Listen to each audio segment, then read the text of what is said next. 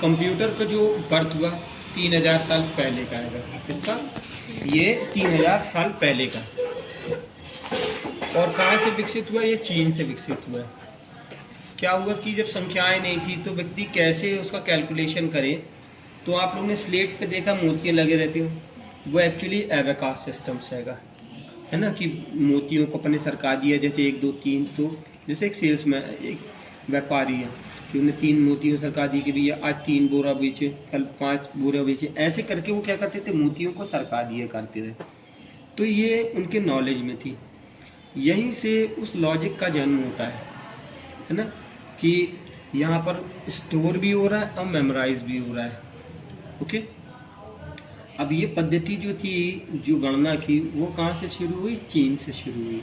Okay, जो मोतियों वाला सिस्टम रहा। अब हुआ क्या कि सन 1600 ईस्वी, सन 1600 ईस्वी में जब माइकल फैराडे ने बिजली का आविष्कार किया, तो समस्त वैज्ञानिक क्या किए कि अलग अलग खोज किए और अलग अलग उपकरणों का निर्माण किया।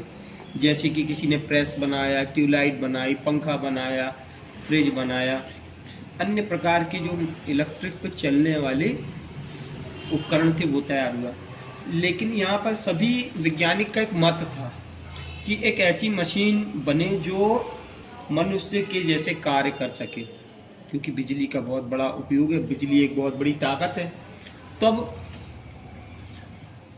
1600 ईस्वी में बिजली का आविष्कार हो गया और ठीक 1642 में 42 पास्कल कैलकुलेटर की खोज की है। 42 पास्कल ने 1642 में। अब यहाँ पर उन्होंने इस बात को देखा कि कैलकुलेटर के अंतर्गत देखो, जैसे 2 और 2 लिखा अपन ने, 2 + 2 = 4। जब तक आप उसका इक्वल साइन इंटर नहीं दबा रहे तब तक वो 4 नहीं कर रहा है। तो उन्होंने देखा कि भाई इसमें मेमोरी भी है और स्टोरेज पे, तो उन्हें उसे लिपिबद्ध किया। जो पुराने वैज्ञानिक थे भाई अपने कार्य को अधूरा छोड़ते हैं तो लिपिबद्ध करते हैं, फिर दूसरा वैज्ञानिक उसको हमको आगे बढ़ाता है। फिर सन 1822 इसी तथ्य को चार्ल्स बेबेज ने पढ़ा, रीड किया कि दिस इज़ अ पॉसिबल। उसकी एक मशीन जो है वो कैलकुलेटर आपके उदाहरण में है ना। दूसरा उदाहरण एबेकास सिस्टम से हो जाती है ये वाली, तो बोलने लगे कि भाई ऐसा पॉसिबल है। और उन्होंने क्या किया कि एक मशीन तैयार की चार्ल्स बेबेज ने 1822 में, जिसका नाम था डिफरेंस इंजन। ये चार्ल्स बेबेज का फोटो है और ये उनकी मशीन है डिफरेंस इंजन। ये पहला कंप्यूटर जो है वो बनकर आया है ना। The father of computer is a Charles Babbage. ठीक, अब उसके उपरांत क्या हुआ कि दूसरी मशीन जो थी पर्टिकुलर, ये मशीन तो बन गई। फिर हार्मन हॉलीरेथ ने क्या किया, पंच कार्ड मशीन का निर्माण किया। ये 2 मशीन जो थी, 2 मशीन हार्वर्ड विश्वविद्यालय गए। हार्वर्ड वैज्ञानिक ने इनका पहला मशीन जो विश्व के सामने आई वो यूनिवैक थी। ये जो दिख रही है ये यूनिवैक। ये मशीन जो रही पर्टिकुलर 40 बाई 60 की थी, 20 फीट 10 फीट ऊंची, 3 फीट गहरी, 1800 वैक्यूम ट्यूब्स लगे हुए थे और 1500 किलोबाइट बिजली अपचाय होती थी। ये फर्स्ट जनरेशन का कंप्यूटर था। फर्स्ट जनरेशन का कंप्यूटर जो चालू होता है सन 1940 से 1956 तक है। ठीक, उसके बाद आया दूसरी पीढ़ी का कंप्यूटर 1956 से 1963 तक। इसमें इस्तेमाल हुआ ट्रांजिस्टर का, वैक्यूम ट्यूब्स के स्थान पे आ गया ट्रांजिस्टर। ठीक है, तो सेकंड पीढ़ी 1956 की हो गई।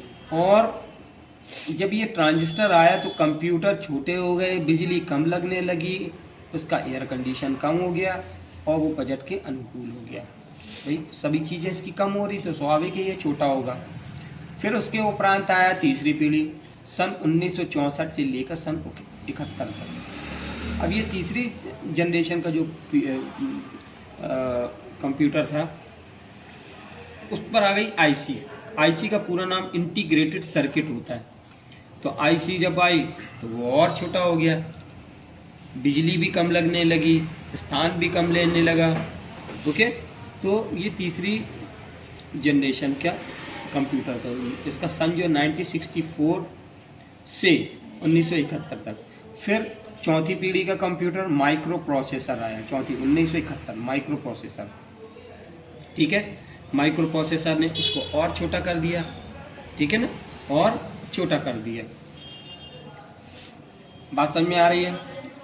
फिर आया अपने फिफ्थ जनरेशन। तो फिफ्थ जनरेशन के अंतर्गत आपकी आई एआई, है ना, एआई। तो अभी वर्तमान में पूरा क्या काम कर रहा है, एआई काम कर रहा है, ठीक है ना। तो पहले जनरेशन में आपका वैक्यूम ट्यूब्स, फिर दूसरे में ट्रांजिस्टर, फिर आपकी आईसी, माइक्रोचिप, माइक्रो प्रोसेसर वही कहलाता। फिर बाद में आपका एआई, आर्टिफिशियल इंटेलिजेंस। बात समझ में आए।